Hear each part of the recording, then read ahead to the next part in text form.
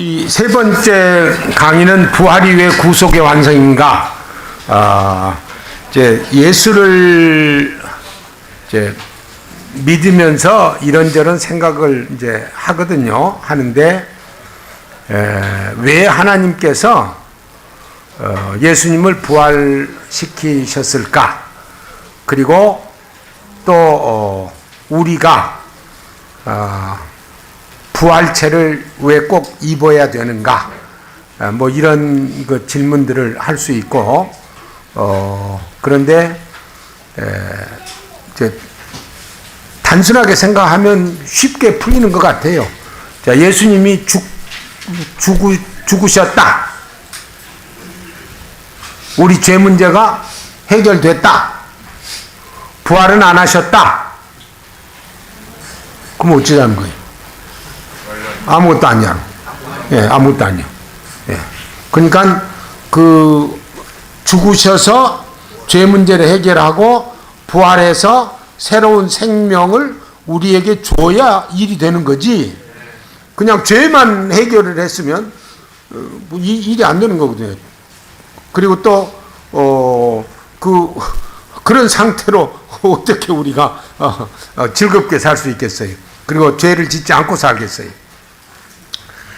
그래서 결국은 하나님의 계획이 아주 철저하고 아주 분명하게 계획을 세우셔서 그 방향으로 진행하고 계시는데, 그런 의미에서 이제 결국은 부활이 왜 구속의 완성인가 하는 그런 내용을 지금 이 얘기를 할 텐데요. 고린도전서 15장을 펴세요.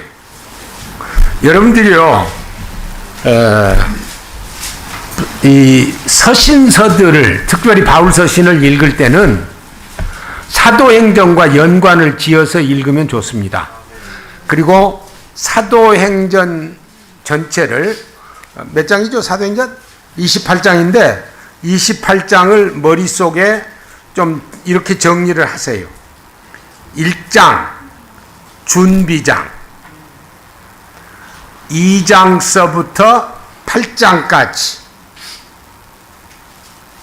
12사도 중심의 복음이 예루살렘서부터 사마리아까지 전파되는 것. 9장서부터 12장 이방 전도를 위한 준비장. 왜 그러느냐 하면 9장에 바울 사도 회개하고 10장에 이방인의 대표인 고넬료 가정이 회개하고 11장에 이방 선교의 요람인 안디옥 교회가 설립이 되고 12장은 12사도 사역의 마무리예요. 그래서 12장 이후에 28장까지 15장에서 예루살렘 공회할 때 제자들의 이름이 언급되지 그 이후에는 전혀 언급 안 돼요. 예, 그래서 12장까지 준비장, 13장, 14장은 제1차 전도 여행, 15장은 예루살렘 공회, 그리고 이제 2차 전도 여행은 15장 36절서부터인데 그냥 쉽게 16장, 17장, 18장 중간 한 22절쯤 그렇게 되는데 거기까지. 그리고 3차 전도 여행이 18장에서부터 21장. 21장에서 26장까지가 바울 사도가 예루살렘과 가이사라 왔다 갔다 하면서 뭐 복음 전도하고 고난당하고 뭐 이런 얘기들. 그리고 27장에서 로마 여행으로 해서 28장에서 마무리가 되거든요. 그 프레임 속에 생각을 하면서 고린도 전서도 이게 언제 쓰였느냐 하면은 고린도 전서가 이제 1차 전도 여행 때는 쓴 게 하나도 없습니다. 13장, 14장은 2차 전도 여행 때 고린도에서 데살로니가 전서, 데살로니가 후서, 갈라디아서 이 셋을 써요. 그리고 돌아와서 3차 전도여행 가면서 에베소에 가가지고 3년 동안 있어요. 사도행전 20장에 보면 3년 동안 목회를 하면서 거의 후반부 쪽으로 가가지고 고린도 전서를 써요. 근데 고린도 교회가 처음에는 잘 시작을 했는데 문제점이 많았어요. 그래서 그 문제점을 해결하기 위한 그런 목적의 하나로 그들이 질문한 것도 있고, 그래서 무엇에 관하여는, 처녀에 관하여는, 또 이 성만찬에 관하여는, 이렇게 관하여는 하면서 하는데, 고린도 교회가 죽은 자의 부활을 의심을 했어. 근데 그건 이해가 충분히 돼요. 우리도 그러잖아요. 예수님의 죽음은, 그리고 부활은 믿는데 우리 주변에 살아난 사람이 하나도 없어. 그러니 의심이 갈 수밖에. 그러니까 그렇게 의심을 했어요. 그 의심하는 사람들, 부활을 의심하는, 죽은 자의 부활을 의심하는 사람들을 위해서 바울 사도가 15장을 쓰는 겁니다. 그래서 먼저 1절서부터 11절까지 네 가지를 통해서 먼저 예수 그리스도의 이 부활의 역사적으로 확실한 거, 이거를 증명을 해요. 그 첫째가 뭐냐 하면은 내가 받은 것을 먼저 너희에게 전한다. 이 말은 무슨 말이냐 하면은 그 예수 그리스도를 이걸 얘기를 하는 게 좋겠어요. 예수님하고 사도 바울하고 누가 형이고 누가 동생일 것 같아? 한 번도 생각 안 해봤죠? 그런 거. 바울이 형님이에요. 바울은 BC 6년에 태어났어요. 그리고 예수님은 BC 4년. 그러니까 형님이에요. 근데 예수님이 성육신 33년 동안 활동하실 때는 한 번도 만난 적이 없어요. 부활하신 후에 다메섹 도상에서 이제 만난 거라고요. 그런데 우선 그렇게 만나지 못했으니까 예수님이 죽었다가 부활했다 이런 거 직접적으로 목격은 못했죠. 그런데 그런 상황 속에서 사도 공동체가 믿은 것, 예수님이 죽고 부활한 것을 믿은 것을 내가 전해받아서 내가 너희에게 말한 거다라고 그걸 첫째로 얘기를 해요. 그 다음에 두 번째는 성경대로 이루어졌다 그래요. 거기 15장 3절에 보면 내가 받은 것을 먼저 너희에게 전하였노니 이는 성경대로 그리스도께서 우리 죄를 위하여 죽으시고 장사 지낸 바 되셨다가 성경대로 사흘 만에 다시 살아나셨다. 그러니까 성경대로 죽고 성경대로 부활했다. 이거 아까 우리가 얘기했잖아요. 이사야서 53장 또 시편 22편 이런 것들을 보면 분명하다 하는 것을 이제 잘 알 수 있고, 특별히 베드로가 시편 16편의 그 예언의 이 얘기를 사도행전 2장에서 예수님의 부활에 적용시키기도 하고 이렇게 분명하거든요. 그렇게 해서 성경대로, 다른 무엇보다도 성경이 얘기하면 그게 최고입니다. 그래서 성경대로 예수님의 부활이 확실하다. 그런 다음에 또 부활하신 예수님을 본 사람이 많다. 거기 게바에게 12제자에게 500의 형제에게 500여라는 말은 더 많다는 말입니다. 그리고 야고보에게 또 모든 사도에게 또 바울 자신에게 다 보여줬다. 도깨비 보신 분? 본 사람 있어요? 도깨비가 나타날 때는 이럴 때 나타납니다. 저녁 캄캄한 12시쯤 공동묘지 바로 옆길을 혼자서 걸어가면 도깨비가 보입니다. 그런데 희한하게도 똑같은 시간에 똑같은 장소를 10명의 친구들과 함께 지나가면 도깨비가 안 나타납니다. 왜? 도깨비가 없기 때문에. 무슨 얘기냐면요, 예수님이 부활하신 것을 500여 형제가 일시에 봤어요. 이건 거짓말을 할 수가 없는 거예요. 예. 그러니까 확실하다, 이 말을 지금 바울 사도가 하고 있는 거고요. 그 다음에 이 네 번째로, 나를 봐라, 내가 누구냐? 내가 스데반 죽인 사람이고, 내가 유대 종교를 위해서 뭐 전적으로 헌신한 사람인데 내가 지금 뭐 하고 있냐? 예수님 전하고 있지 않냐? 예수님 부활을 얘기하고 있지 않냐? 내 삶을 봐라. 그렇게 지금 이 얘기를 해요. 그러니까 그 얘기를 들은 고린도 교회 성도들이 뭐라고 한 줄 아세요?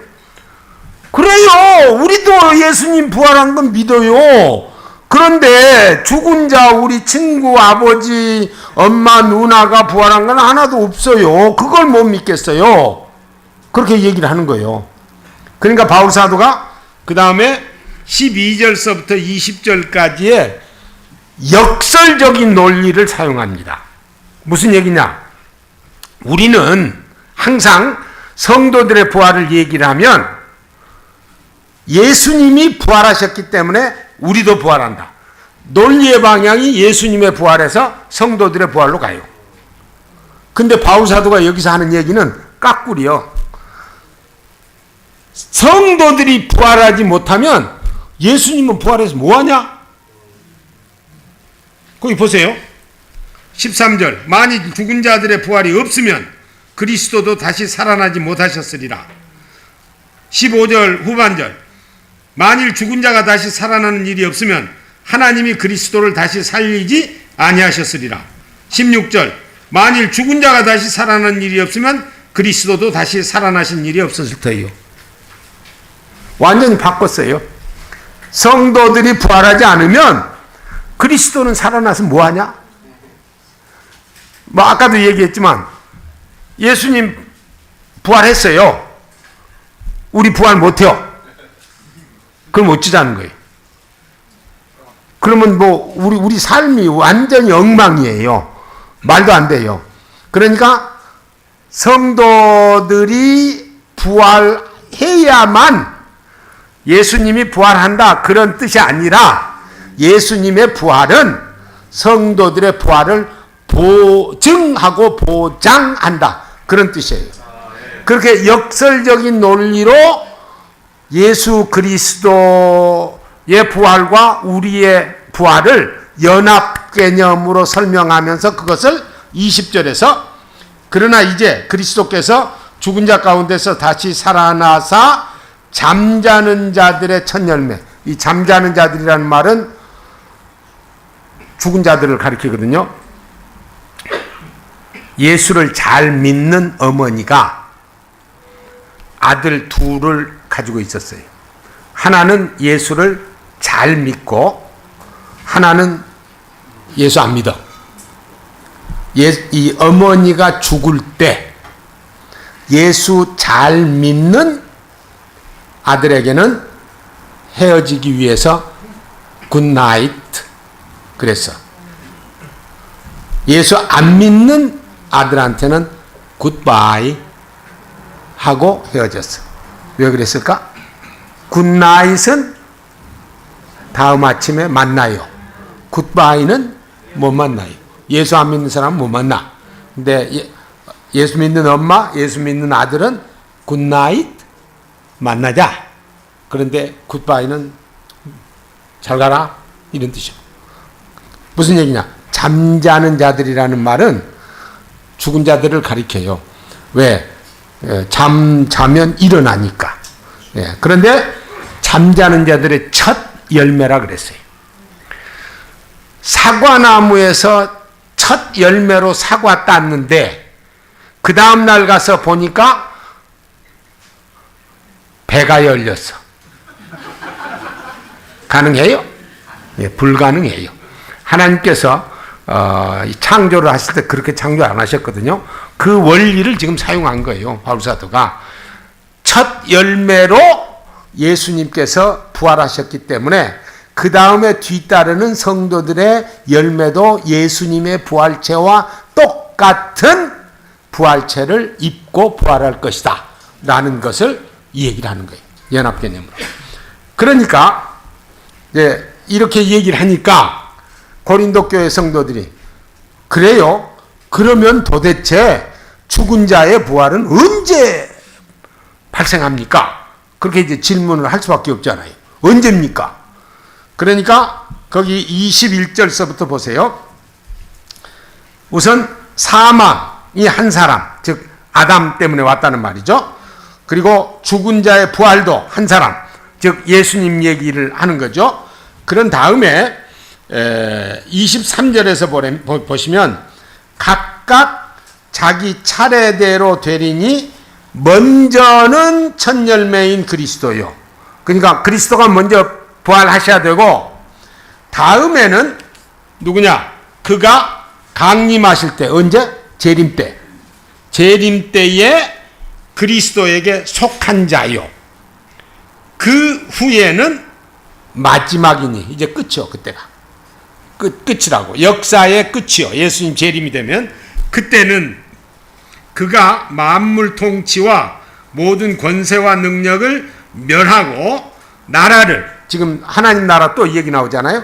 나라를 아버지 하나님께 바칠 때, 그러니까 예수님께서 이 땅에 오셔서 나라를 설립하고 모든 성도들을 구원함으로 그들로 하여금 나라를 확장하게 하셔서 이제 재림 때에는 나라가 완성이 돼가지고 완성된 나라를 아버님, 이제는 아버지, 내가 아버지께서 주신 사명 다 하고 나라를 바칩니다. 그럴 때, 그때, 그러니까 바칠 그때라 그가 모든 원수를 그 발 아래 둘 때까지 반드시 왕노릇 하시리니 맨 나중에 멸망받을 원수는 사망이니라. 그렇게 해서 마지막 예수님 재림 때에 죽은 자의 부활, 즉 성도들의 부활이 있을 것이다 라고 이 얘기를 하는 거예요. 그러면서 이 29절에서부터 34절까지는 그들이 하고 있는 그 관습, 그리고 우리가 이 세상에서 살면서 여러 가지 당하는 어려움, 이것들을 예로 들어서 죽은 자의 부활이 없으면 믿음도 헛것이고 모든 게 헛것인데 왜 없겠냐라는 말로 증명을 해요. 그 증명이 뭐냐? 29절은 죽은 자의 부활이 없다고 너희들 생각하면서 왜 죽은 자들을 위해서 세례는 받냐? 지금 그걸 얘기를 하거든요. 질문 형식으로 이 얘기를 하므로 바울 사도가 그것을 인정하는 건 아니요. 죽은 자들을 위해서 세례 받는 것, 즉 우리 뭐 아버지가 먼저 죽었는데 예수 안 믿었다. 그러니 내가 그분을 대신해서 세례를 받으면 아버지가 예수 믿게 된다. 이건 잘못된 거예요. 그러니까 죽은 자들을 위해서 너희들이 세례를 받는데 죽은 자들의 부활은 안 믿으면서 그건 왜 하냐? 그런 식으로 지금 여기서 얘기를 하는 거거든요. 그런데 이제 이 해석에 재미있어요. 아까 칼빈 얘기도 했는데 칼빈은 이렇게 해석을 해요. 이 죽은 자들은 진짜 죽은 사람이 아니고 거의 죽어가서 이제는 뭐 살아있다고 말할 수 없는 그런 형편에 있는 사람을 대신해서 세례를 받아줬다. 근데 아무리 원어를 봐도 그런 뜻은 없어요. 칼빈이 잘못한 거예요, 이거는. 그러나 이 원뜻은 죽은 자들을 대신해서 그 고린도 교회 성도들이 세례를 받아줬는데 너희들 그거 하면서 왜 죽은 자들의 부활은 안 믿냐?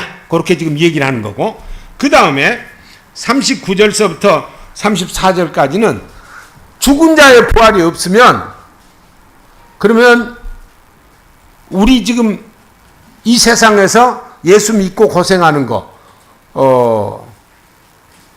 이건 도대체 무슨 의미냐? 의미가 없지 않냐? 너무 억울하지 않느냐? 그거요. 그런데 그 억울한 게 죽은 자의 부활이 있으니까 괜찮다 그 말이에요. 그래서 그걸 이 얘기를 좀 하는 거고요. 그 다음에 35절에 두 가지 질문을 해요. 누가 묻기를 죽은 자들이 어떻게 다시 살아나며 어떠한 몸으로 오느냐, 이렇게 이제 질문을 두 개를 하거든요. 근데 이 질문의 첫째 질문, 어떻게 살아나냐, 이건 바울도 할 말이 없어. 그래서 창조의 원칙에 따라서 답을 하면서 하나님이 원하시는 대로 한다. 즉 씨를, 지금 우리가 몸이니까 사람이 죽으면 씨를 뿌리면 씨가 죽지만 다시 나무가 나는 것처럼 우리 이 몸도 죽으면 부활체로 살아난다. 그 얘기를 하는데 할 말이 없으니까 많이 말 안 해요. 그냥 하나님께서 말씀으로 세상을 창조하신 그 능력 있는 하나님이 일어나라 그러면 일어나는 거예요. 빨리 봐, 일어나 그러면 빨리 일어나는 거예요. 여러분들 예수님이 나사로 살리셨죠. 그때요 예수님이 죽은 자들아 일어나라 그랬으면 그 이전에 죽은 자들 다 일어났어. 근데 예수님이 딱 정해가지고 나사로야 일어나라 그랬다고. 나사로만. 그 나사로만 일어난 거예요. 그러니까 지금 하나님의 능력을 생각하면서 첫째 답은 해요. 근데 둘째다. 어떠한 몸으로 오느냐? 요건 할 말이 있어. 왜? 예수님이 죽었다가 부활하신 경험, 그리고 40일 동안 같이 계신 경험이 있거든요. 그 경험이 있으니까 그걸 이제 생각하면서 바울 사도가 답을 해요. 거기 보시면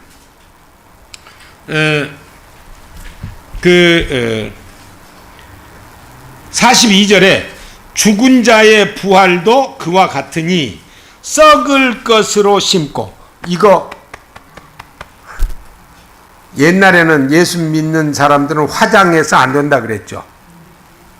옛날에는 그랬어. 그래가지고 이 매장을 해야 마치 그 매장한 데서 부활한 것처럼 그렇게 부활할 것처럼 그렇게 생각을 해서 그렇게 가르치기도 하고 그랬는데 그거 다 헛것이요. 그렇지 않아요. 매장해가지고 이게 다 썩어서 이제 없어진 거나 화장해서 가루로 만들어가지고 뭐 보관하든지 어디 뭐 묻거나 하는 거 똑같아요. 생각해 보세요. 공동묘지가 있었어. 예수님 믿는 성도들도 거기 많이 묻혔어. 그런데 나라가 아파트를 세우기 위해서 공동묘지를 다 그냥 다른 데로 옮기고 그리고 거기다가 아파트를 세웠어.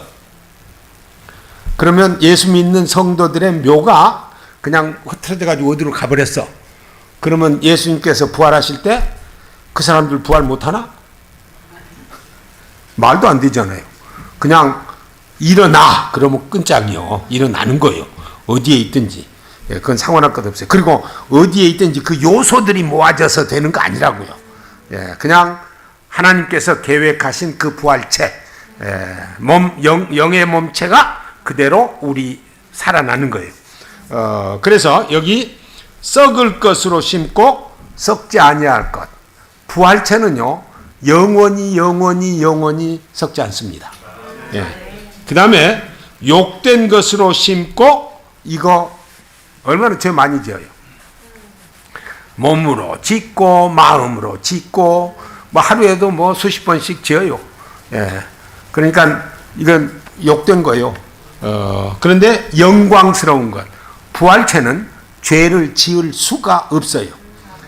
그래서 죄 지을 수 없는 존재로 우리를 만들어서 영원히 하나님께 영광 돌리며 살 수 있도록 하기 위해서 부활체를 입고 부활하게 하신 거라고요. 예. 그리고 약한 것으로 심고 강한 것으로 다시 살아나며, 이게 이게 몸 얼마나 약해요. 그냥 조금만 다쳐도 바늘로 조금 쑤셔도 아파서 그냥 죽으려고 그래요. 예. 이 몸이 중요한 몸이요. 이 성전이요. 성령의 전이라고. 그러니까 아부 잘하라고요. 먹을 것 많이보다도 하여간 좋은 거 많이 먹고, 그리고 너무 그냥 이상한 거 먹지 말고 하여간 아부를 많이 하라고요. 제가 요즘 친구들이나 제자들한테 전화를 하면 그 다음에 하는 말이, 금년에는 몸에 아부 많이 하고 살아, 그렇게 얘기한다고. 예, 그래서 케어를 해야 돼요. 케어 안 하면 몸은 몸이요, 이거. 그러니까 약해진다고요. 그래서 아주 약해요. 약한 것이요. 그런데 강한 것으로 다시 살아난다. 그러니까 부활체는요, 아무리 없애려고 해도 못 없이고, 그리고 뭐 늙지도 않고, 그리고 영원히 살 수 있고, 죄를 지을 수도 없고, 지을래야 지을 수도 없어, 죄. 그러니 뭐 굉장히 강한 거예요. 그 강한 것으로 살아나며, 이렇게 대칭을 우리 이 몸체하고 살아날 부활체, 지금 이 사람들이 부활을 의심하니까 부활체를 얘기를 하면서, 우리 몸체는 썩을 것, 욕된 것, 약한 것인데, 이제 살아날 부활체는 썩지 아니할 것, 영광스러운 것, 강한 것으로 부활체가 될 것이다 라고 얘기를 하고, 44절에서 그걸 종합을 해요. 우리의 몸체를 육의 몸으로 얘기를 하고, 부활할 그 몸체를 신령한 몸으로 요약을 해서, 육의 몸으로 심고 육의 몸으로 죽으면 신령한 몸으로 다시 살아난다. 그렇게 이제 이 얘기를 이제 하거든요. 그 다음에 우리 성경이 조금 그 배려가 조금 적어요. 여기 육의 몸이 있은즉 또 영의 몸도 있느니라. 이게 질문인지 진술인지 헷갈려. 헷갈려. 근데요, 이 문장이 헬라 원어로는 이렇게 되어 있어요. 만약 육의 몸이 있다면 신령한 몸도 있느니라. 그 말은 무슨 말이냐면요, 잘 생각해 보세요. 이 다음에 예수님 재림 때 신령한 몸, 부활체를 입을 사람은 반드시 이런 몸을 가지고 살면서 예수 믿은 사람만 가능해. 이 몸이 없으면 부활체 못 입어요. 왜냐하면 만약 육의 몸이 있으면 그 몸을 근거로 신령한 몸도 있는 거예요. 예수님이 그래서 우리의 몸체를 가지고 오신 거예요. 왜? 우리로 하여금 부활체를 입도록 하게 하시기 위해서. 그렇게 이제 정리를 하고요. 그 다음에 45절이 굉장히 중요해요. 기록된 바 첫사람 아담은 생명이 되었다 함과 같이 마지막 아담은 살려주는 영이 되었나니. 여기 이제 그 창세기 2장 7절을 인용을 한 건데, 그리고 특별히 이제 셉토진트라고 그 구약 성경을 헬라어로, 히브리어를 헬라어로 번역한 그거를 인용을 해서 이제 쓴 말씀인데, 거기는요, 첫 사람과 첫이라는 말과 아담이라는 말이 없어요. 사람이 생명이 된지라 이렇게 돼 있어. 그런데 바울 사도가 아까 내가 얘기한 것처럼 신약 저자인 바울 사도가 첫이라는 말을 서플라이하고 아담을 서플라이해서 첫사람 아담은 생명이 된지라 이렇게 지금 얘기를 한 거거든요. 그렇게 이 얘기한 이유는 그 다음에 마지막 아담은 살려주는 영이 된지라와 대칭을 시켜서 대비를 시켜서 설명을 하기 위해서 그래요. 그러니까 내용으로는 분명하거든요. 아담과 그리스도를 지금 대비하는 건데 그 아담을 첫사람 그리고 예수님을 마지막 아담으로 이 얘기를 해서 그 첫사람 아담은 생명이 되었다. 그러니까 우리가 첫사람 아담의 육의 몸을 이어받아서 살고 있다.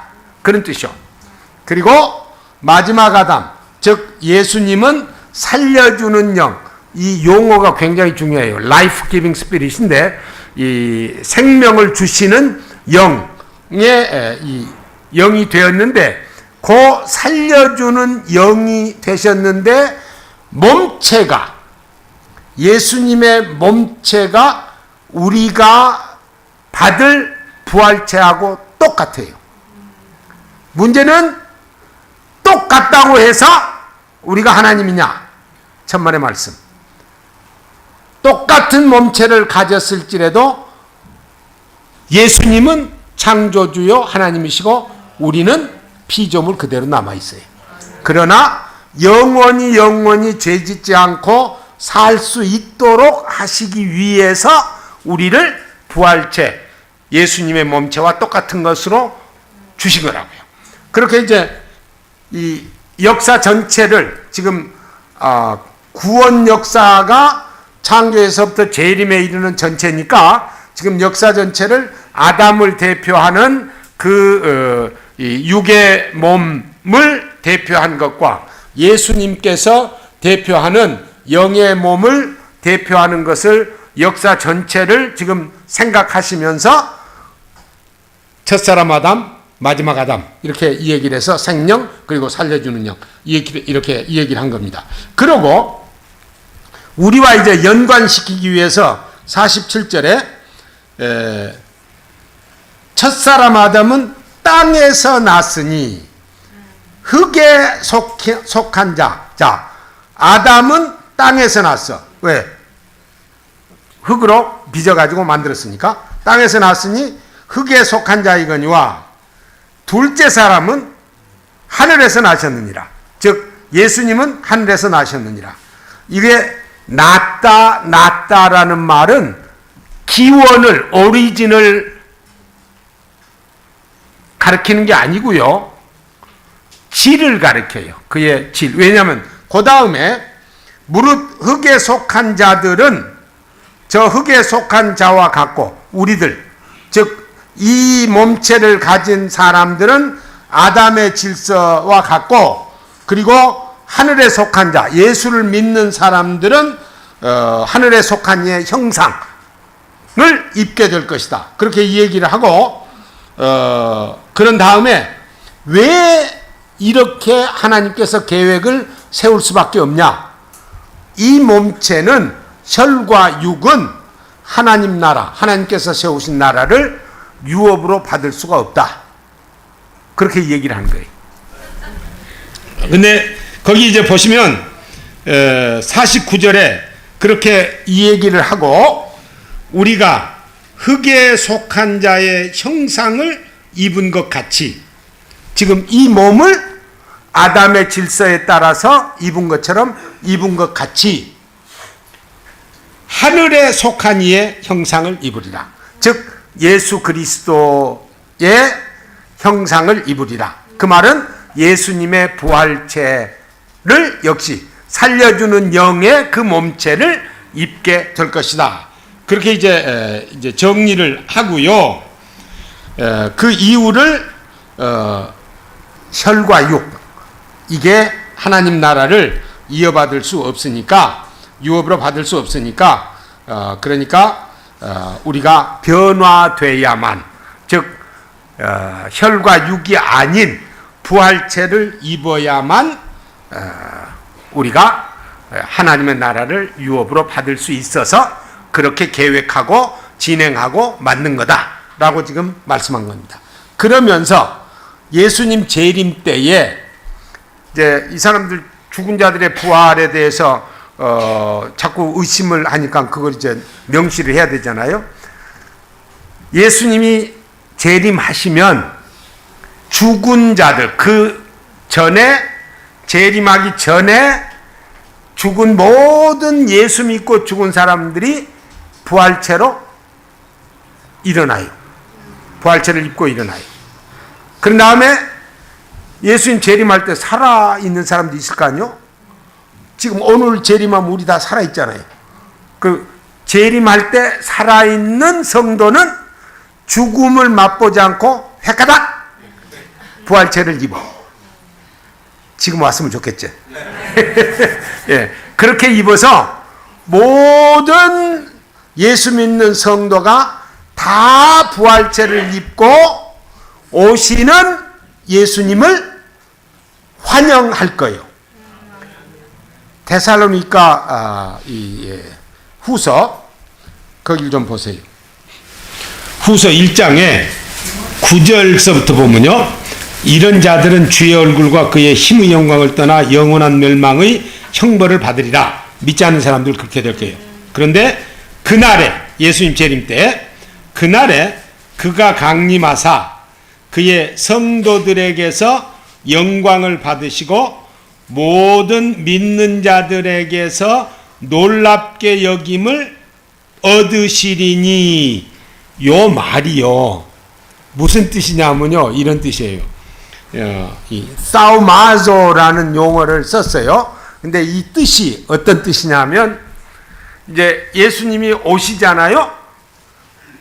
오시는데, 재림하시는데 그를 환영하는 모든 성도들이 부활체를 입고 환영을 하잖아요. 그러니까 예수님이 그걸 볼 거 아니에요? 예수님이 그걸 보고 목격을 하시고 예수님께서 와, 이렇게 잘 만들어졌다 이라고 놀라는 표현이 이 표현이요. 놀랍게 여김을 얻으시느니. 이게요, 창세기에 보면 하나님께서 창조를 하시잖아요. 말씀으로 뭐 다 창조를 해요. 그런 다음에 하나님이 창조하신 것을 보시니 보시기에 좋았더라 라고 우리 성경은 기록되어 있어. 근데 너무 밋밋해. 그거 아니에요. 원래는 이렇게 됐어요. 하나님이 창조하신 모든 것을 보셨다. 보아라! 얼마나 좋은지. 이렇게 돼 있어. 보아라! 얼마나 좋은지. 그 창조 때에 세상을 창조하시고 거길 보시고 감탄하신 거예요. 이건 이제 마지막 재창조, 재림 때에 그가 다 이루셨잖아요. 우리를 위해서 죽으시고 부활하시고 다 했는데 오시면서 부활체를 보시고 와, 이거 너무너무 잘 만들어졌네, 걸작품이네, 그러면서 감탄하신 거예요. 그 뜻이 여기 그대로 담겨 있어요. 다시 이제 고린도서 15장 돌아가서 51절서부터 마지막 나팔의 순식간에 호련이 다 변화되느니 나팔 소리가 나면 죽은 자들이 썩지 아니할 것으로 다시 살아나고 우리도 변화되리라. 그렇게 해서 이제 되는 거예요. 그럴 때에 사망이 이제 저리 가라요. 사망은 효력 상실이에요. 그래서 분명하게 여기 55절에 사망아 너의 승리가 어디 있느냐, 사망아 내가 쏘는 것이 어디 있느냐, 사망이 쏘는 것은 죄요 죄의 권능은 율법이라. 그러니까 이제는 안 죽으려고 바득바득 하는 이제 그런 우리에게 이제 완전히 사망을 정복하고 사망을 이기고 영원히 살 수 있는 존재로 우리를 만들어 주신 겁니다. 지금 나타나지 않았을 뿐이지 우리 존재 자체가 드러나지 않은 상태로 영생을 누리는 겁니다. 그러니까 좀 당당하세요. 예, 당당하세요. 우리 성도가 굉장한 존재입니다. 예, 그래서 이 말은 교만하란 말 아니요. 겸손해야 돼요. 친절해야 돼요. 그리고 늘 남을 배려해야 돼요. 그럼에도 불구하고 마음속에는 당당함이 있어야 돼요. 왜? 우리는 하나님의 성령을 우리 속에 가지고 있고 하나님께서 우리를 이미 예수님과 연합시켜서 부활체를 입을 수 있는 사람으로 만들어 주셨기 때문에 그것이 드러날 때가 재림 때이라는 것뿐이요. 그러니까 그 생각을 가지고 좀 당당해야 돼요. 그래서 바울 사도가 어떻게 얘기를 하느냐 하면은 늘 감사하는 삶을 사자. 57절에 우리 주 예수 그리스도로 말미암아 우리에게 승리를 주시는 하나님께 감사하자. 늘 감사하자. 감사의 조건이요. 따져보면 너무너무 많아요. 여러분들 아침 식사했죠? 세계에 몇 억 인구가 아침 걱정하는 사람 많아요. 아침 걱정하는 사람. 지금 우크라이나 얼마나 걱정이 많겠어. 그래도 한국이 요 조그만 땅이요 10위권에 다 들어가. 경제도 그러고 10위권 말이 아니에요 이건. 그러니까 감사할 일이요 너무너무 많아요.